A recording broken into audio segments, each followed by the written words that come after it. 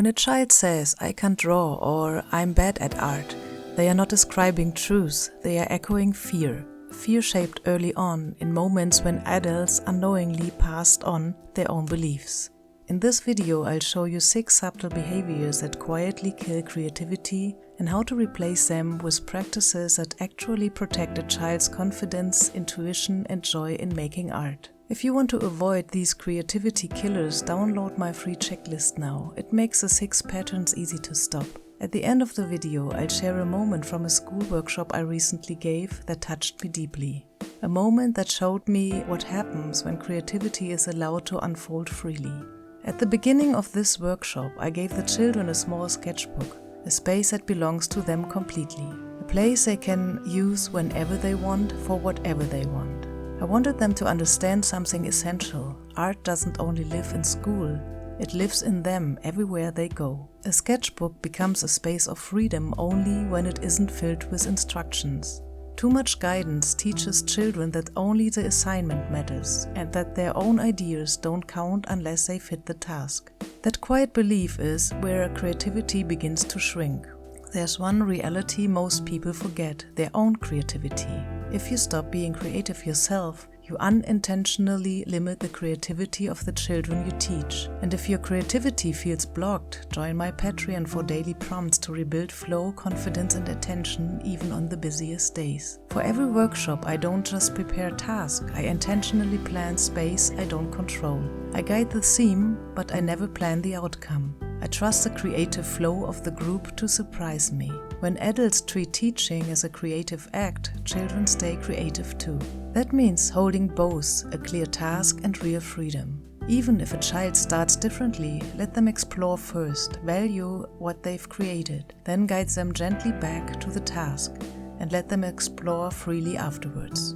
Children learn the opposite message. When adults control every step, that means your ideas are risky, better follow instructions. That's how creativity dies. I always bring a wide mix of materials: recycled cardboard, wallpaper, newspaper, packaging, and good paper, pencils, and colors. When children see such a variety, something shifts. Nothing feels too precious or too limited. They experiment without fear. Simple, playful tasks remove the pressure to make something perfect. The process becomes the adventure. I never judge the result. I focus on their ideas, the risks they took, and the surprises that happens along the way. When we value the process instead of the product, children stay open and curious. In my workshops, free work starts naturally. I don't announce it. It emerges on its own. Children take the ideas from the task and develop them further. I check in, then step back. What matters is that free work is truly free, not guided by my taste, not measured against examples, not judged for correctness. When adults focus on perfect outcomes, the beautiful picture, the clean edges, children freeze. Their curiosity collapses under pressure. So I make space for work that is unfinished, wild, imperfect. Big risk, unexpected choices, all of it is welcome. It teaches them that courage matters more than getting it right. And then something happened that showed me why all of this matters.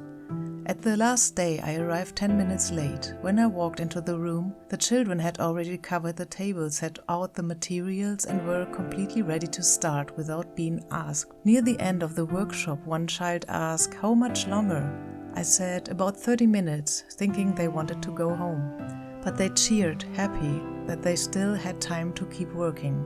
That's what happens when creativity isn't controlled but open. Children want to stay, they want to keep working because the process belongs to them. And it wasn't just the children, the teachers joined in too, cutting, gluing, experimenting, fully absorbed in their own creative process. When creativity reaches a whole group, everyone feels it.